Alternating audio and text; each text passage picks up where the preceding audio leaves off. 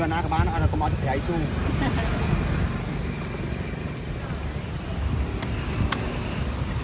អត់ស្រាប់តោះចុះឥឡូវអូនចុះឥឡូវបាទបានហូបបាទ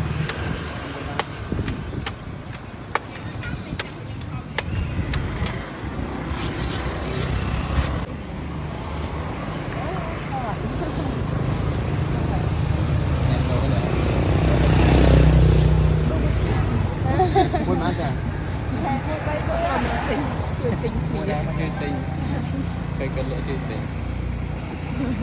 យកមួយដែរចាអត់ដល់បាយមែនទេចាចាំខំបានទេឯងដុំភ្លើងដុំភ្លើងហើយស្រោចខំដុំភ្លើងអីប៉ាប៉ាអត់អីយកណាក៏បានអត់កុំអត់ប្រៃជូរ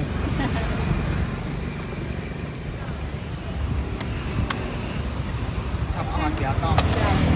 ចុះឥឡូវអូនចុះឥឡូវបាទបានហូបបាទ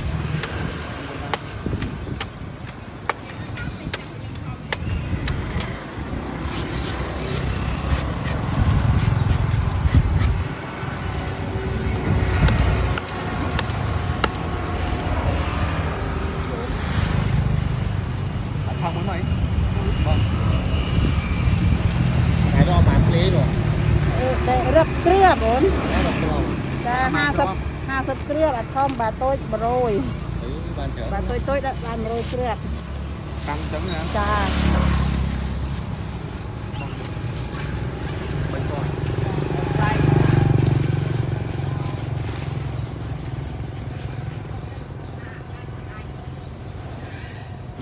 មិនដែរផ្អែមខ្លាំង